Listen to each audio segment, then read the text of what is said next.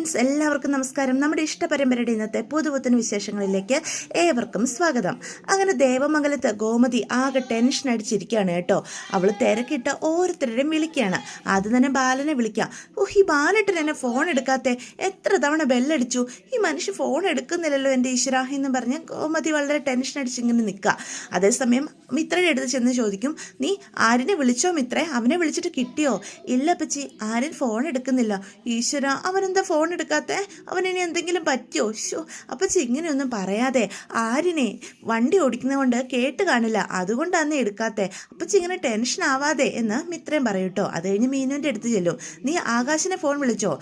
ഞാൻ ഫോൺ വിളിച്ചായിരുന്നമ്മേ. ആകാശ് പുറത്ത് എവിടെയാണെന്ന് നീ ചോദിച്ചില്ലേ? കടയുടെ എന്തോ ആവശ്യത്തിന് പുറത്ത് പോയതാ, പിന്നെ വിളിക്കാമെന്ന് പറഞ്ഞ് ഫോൺ കട്ട് ചെയ്തു. അമ്മ ടെൻഷൻ അടിക്കാതിരിക്കുക, അവനും കുഴപ്പമൊന്നുമില്ല എന്ന് പറയൂട്ടോ. അത് കഴിഞ്ഞ് ദേവിയുടെ അടുത്തേക്ക് ചെല്ലും. നീ ധർമ്മമാമനെ വിളിച്ചായിരുന്നു മോളെ എന്ന് ദേവിയോട് ചോദിക്കും. ഞാൻ വിളിച്ചായിരുന്നു അമ്മേ, അപ്പം ഇപ്പം ഇച്ചിരി തിരക്കില്ല, കുറച്ച് കഴിഞ്ഞ് അങ്ങോട്ട് തിരിച്ച് വിളിക്കാമെന്ന് പറഞ്ഞ് ധർമ്മമാമൻ ഫോൺ കട്ട് ചെയ്തു. അതെയോ? അതിനർത്ഥം എന്താ? സുഗന്യക്ക് സീരിയസ് വല്ലതും ആണോ ഈശ്വര? ഇനി അവളെ അഡ്മിറ്റ് ആക്കാൻ വല്ലതും പോവാണോ? എന്തോ ദുരന്തം വരുന്നുണ്ട്, അതിന് മുന്നോടിയാണ് ഇങ്ങനെയെല്ലാം എന്ന് ഗോമതി പറയാം. അത് കേൾക്കുമ്പോൾ ദേവിക്ക് എന്ത് പറയണമെന്നറിയില്ല. ഈശ്വര, എൻ്റെ അച്ഛനും അമ്മയും കാരണം സുഗന്യ ചേച്ചി സീരിയസ് ആയോ? ഇത് ഇനിയിപ്പം എന്താ ചെയ്യുക എന്ന് ദേവി ഇങ്ങനെ മനസ്സിൽ പറയണം. നീ എന്താ ദേവി ഒന്നും മിണ്ടാതെ നിൽക്കുന്നേ? ഒന്നുമില്ല അമ്മേ. അപ്പം ഗോമതിയുടെ ടെൻഷൻ കാണുമ്പോഴത്തേക്കും മീന് പറയും, എൻ്റെ മിത്രേ, നീ എന്തിനാ കൈനോട്ടക്കാരിനെയൊക്കെ വിളിച്ച് വീട്ടിൽ കയറ്റാൻ പോയത്? മീനു ചേച്ചി, ഇത് ഞാൻ നിരപരാധിയാണ്, ഞാൻ വിളിക്കേണ്ടെന്ന് ആകുന്ന അപ്പച്ചിയോട് പറഞ്ഞതാ. അപ്പോൾ അപ്പച്ചി പോയി വിളിക്കാൻ തുടങ്ങിയപ്പോഴാണ് ഞാൻ അവരെ വിളിച്ചുകൊണ്ട് വന്നത്. ഇപ്പം കണ്ടില്ലേ, അവരോരോന്നൊക്കെ പറയുന്നതും കേട്ട് ഈ അമ്മയ്ക്ക് ഇത് എന്തൊരു ടെൻഷനാ എന്ന് മീനു പറയൂട്ടോ. അപ്പോഴത്തേക്കും ഗോമതി പറയും, ഇനി കുറ്റം മുഴുവനും അവരുടെ തലയിലിട്ടോ. അവരെന്ത് ചെയ്തു? അവരുടെ മനസ്സിൽ തോന്നുന്ന കാര്യം പറഞ്ഞു, അത്രയല്ലേ ഉള്ളൂ. അതുകൊണ്ട് കാര്യങ്ങൾ അറിയാൻ പറ്റിയില്ലേ? ഇനി ആ ദേവിമല ക്ഷേത്രത്തിൽ പോയാലേ എനിക്ക് സമാധാനം കിട്ടൂ. അവിടെ പോയി അവിടുത്തെ പോറ്റിയെ കണ്ട് പരിഹാര കർമ്മങ്ങളൊക്കെ ചെയ്യണം, അല്ലെങ്കിൽ എൻ്റെ മനസ്സിൽ ഒരു സമാധാനവും കിട്ടത്തില്ല എന്ന് പറയുകയാണെ. അത് കഴിഞ്ഞ് വീണ്ടും ചോദിക്കും, അല്ല മോളെ, നീ അനുശ്രീയെ വിളിച്ചായിരുന്നോ എന്ന് മിത്രയോട് ചോദിക്കും കേട്ടോ. അനുശ്രീനെ ഞാൻ വിളിച്ചായിരുന്നപ്പച്ചി, ഇനിയും വിളിക്കാൻ നോക്കണ്ട, അവള് കൂട്ടുകാരിയൊത്ത് എന്തോ പ്രോജക്റ്റ് വർക്കിൽ, അത് തീരുമ്പോൾ അവൾ ഇങ്ങോട്ട് വന്നോളും എന്ന് പറയോ. ഈ പെണ്ണിന് നേരത്തും കാലത്തും വീട്ടിൽ കയറിയാൽ എന്താ എന്നൊക്കെ പറഞ്ഞുകൊണ്ട് ഗോമതി ഇങ്ങനെ ടെൻഷൻ അടിച്ച് നിൽക്കുകയാണ് കേട്ടോ. അപ്പോഴാ ആര്യൻ അങ്ങോട്ട് വരുന്നേ. ആര്യൻ വന്ന് സെറ്റിലോട്ടങ്ങ് ഇരിക്കും. എന്നിട്ട് പറയും, എടാ ആര്യ, നിനക്ക് എന്താ ഫോൺ വിളിച്ചാൽ എടുത്താൽ? എത്ര തവണ വിളിച്ചു നിന്നെ എന്ന് ഗോമതി ചോദിക്കും. ഇല്ലമ്മേ, ഞാൻ കേട്ടില്ല, ഞാൻ ബൈക്കിലാണ് വന്നേ, വണ്ടിയുടെ എരപ്പ് കാരണം കേട്ടില്ല, അതാ എടുക്കാത്തത്. അല്ല, അനുശ്രീ എന്തിയേ? അവളിതുവരെ വന്നില്ലേ എന്ന് ആര്യൻ ഇങ്ങനെ ചോദിക്കും കേട്ടോ. അവളേതോ കൂട്ടുകാരുടെ അടുത്ത് എന്തോ പ്രൊജക്റ്റ് വർക്കുമായിട്ട് ബന്ധപ്പെട്ട് പോയിരിക്കുക എന്ന് പറയും. അല്ല, ഏത് ഫ്രണ്ടിൻ്റെ വീട്ടിൽ? അതൊന്നും എനിക്കറിയില്ല, ഞാനതൊന്നും ചോദിച്ചില്ല. അവളിങ്ങനെയൊക്കെ പോകുമ്പോൾ ഇതൊക്കെ ചോദിക്കണ്ടേ അമ്മേ? എൻ്റെ ചെറുക്ക, നീ എന്നെ ചോദ്യം ചെയ്യാതെ അവിടെ എങ്ങാനും പോയിരുന്നേ, മനുഷ്യനിവിടെ തലയ്ക്ക് ഭ്രാന്തെടുത്ത് നിൽക്കുക. അമ്മയ്ക്ക് ഇത് എന്തു പറ്റി എന്ന് അപ്പോൾ ആര്യൻ ചോദിക്കും കേട്ടോ. അപ്പം മിത്ര ആര്യൻ്റെ അടുത്തേക്ക് നീങ്ങി നിന്നിട്ട് പറയും, അതെ ആര്യ എന്നും പറഞ്ഞ് കാര്യം പറയാൻ തുടങ്ങുമ്പോഴത്തേക്കും ഗോമതി മിത്രനെ ഇങ്ങനെ നോക്കുക. എല്ലാവരും കൂടി എന്നെ ഭ്രാന്ത് പിടിപ്പിക്കരുത്, എടാ നമുക്കിവിടെ എന്തോ ഒരു ദോഷമുണ്ട്, എന്തോ ഒരു ആപത്ത് ഇവിടെ വരാൻ പോകുക എന്ന് പറയും. അപ്പോൾ ആര്യൻ ചോദിക്കും, ആപത്തോ ഇവിടെയോ എന്ന്. അതേസമയം തന്നെ ഒരു ഓട്ടോറിക്ഷയുടെ സൗണ്ട് കേൾക്കുന്നത്. അപ്പോൾ എല്ലാവരുടെ ശ്രദ്ധ അവിടേക്ക് പോവേ.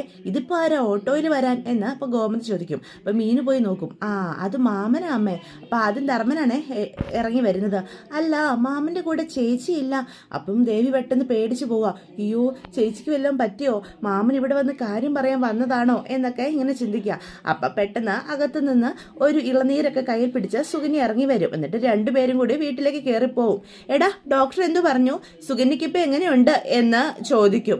അപ്പം സുഗന്യ പറയും, എന്തോ ഭാഗ്യം കൊണ്ട് ചത്തില്ല, അത്ര തന്നെ. അല്ല, ആ ലേഹ്യത്തിന് ഒരു കുഴപ്പവും ഇല്ലല്ലോ? ലേഹ്യത്തിന് കുഴപ്പമൊന്നും ഇല്ല, പിന്നെന്താ പറ്റിയത്? എന്താ പറ്റിയതെന്നും ആരാ എനിക്ക് പണി തന്നതെന്നും വൈകാതെ ഞാൻ കണ്ടുപിടിക്കും എന്ന് സുകന്യ അപ്പം പറയൂട്ടോ. ദേവി ഒന്നും മിണ്ടാതെ നിൽക്കുവേ. പണി തന്നെന്നോ? നീ എന്തൊക്കെയാ പറയുന്നേ? എൻ്റെ ചേച്ചി പേടിക്കൊന്നും വേണ്ട, സുകന്യയ്ക്ക് ഒരു പ്രശ്നവും ഇല്ല. ചെന്ന ഉടനെ എനിമ കൊടുത്ത് വയറിന് നന്നായിട്ട് കഴുകി, അതിൻ്റെ ക്ഷീണമുള്ളൂ, അത് മാറിക്കോളും. അല്ല, ആ ലേഹ്യം കഴിച്ചാൽ ഇങ്ങനെയൊന്നും സംഭവിക്കേണ്ടതല്ലല്ലോ എന്ന് ഗോമതി പറയും. മിത്ര പറയൂട്ടോ, അല്ല അപ്പച്ചി, ഞാൻ മുത്തശ്ശി പറഞ്ഞ് കേട്ടിട്ടുണ്ട് ഈ ഗർഭിണികൾക്കുണ്ടാക്കുന്ന പ്രത്യേകതര ഔഷധക്കൂട്ടുകളൊക്കെ ഗർഭിണി അല്ലാത്തവരെടുത്ത് കഴിച്ചു കഴിഞ്ഞാൽ ചിലപ്പം അവർക്കതൊന്നും വയറ്റി പിടിക്കണമെന്നില്ല എന്ന്.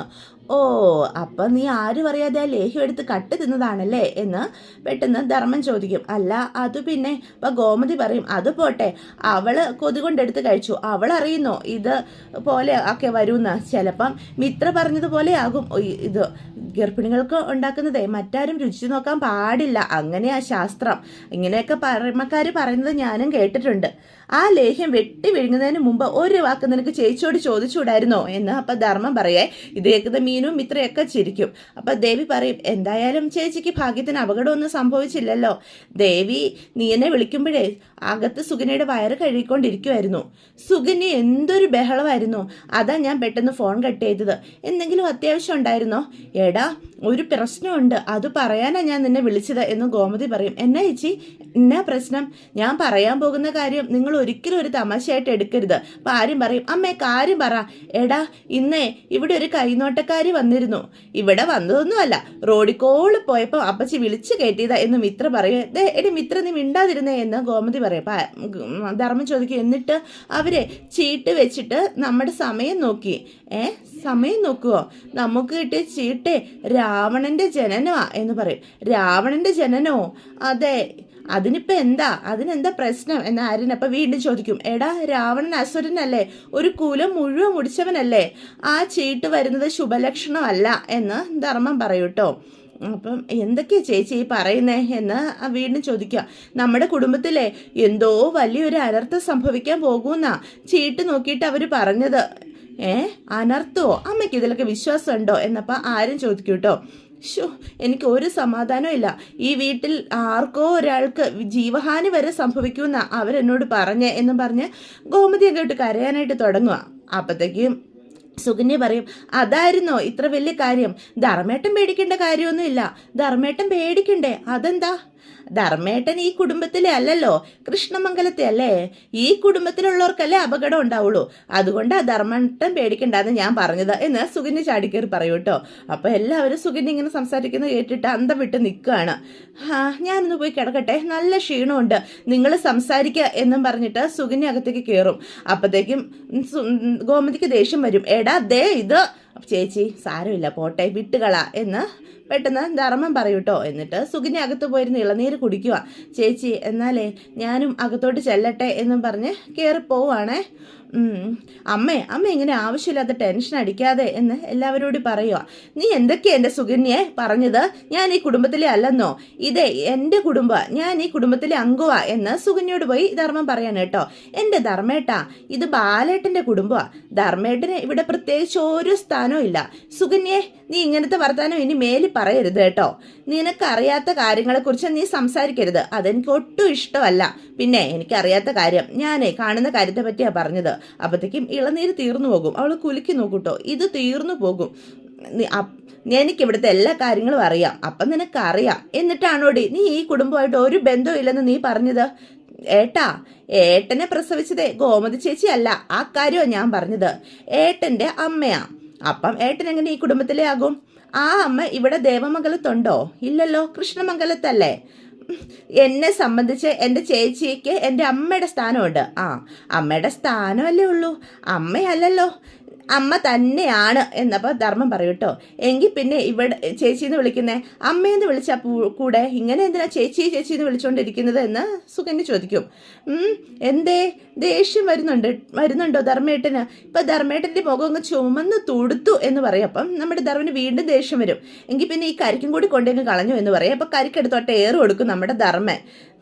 ധർമ്മേട്ടൻ ഇങ്ങനെ ദേഷ്യം കാണിച്ചിട്ടൊന്നും ഒരു കാര്യമില്ല. ഞാൻ സത്യമല്ലേ പറഞ്ഞത്? അമ്മയുടെ സ്ഥാനം നൽകിയാലേ അമ്മയാകില്ല. നീ ഇങ്ങനെയൊക്കെ സംസാരിക്കുന്നത് നിനക്ക് ബന്ധങ്ങളുടെ വില മനസ്സിലാക്കാൻ പറ്റാതിട്ടാ. ഇവിടെയുള്ള ഓരോ മനുഷ്യരെ നീ മനസ്സിലാക്കണം, അവരുടെ സ്നേഹം നീ തിരിച്ചറിയണം. അപ്പം നിനക്ക് ഇങ്ങനെ ഒന്നും സംസാരിക്കാൻ ഒരിക്കലും തോന്നത്തില്ല.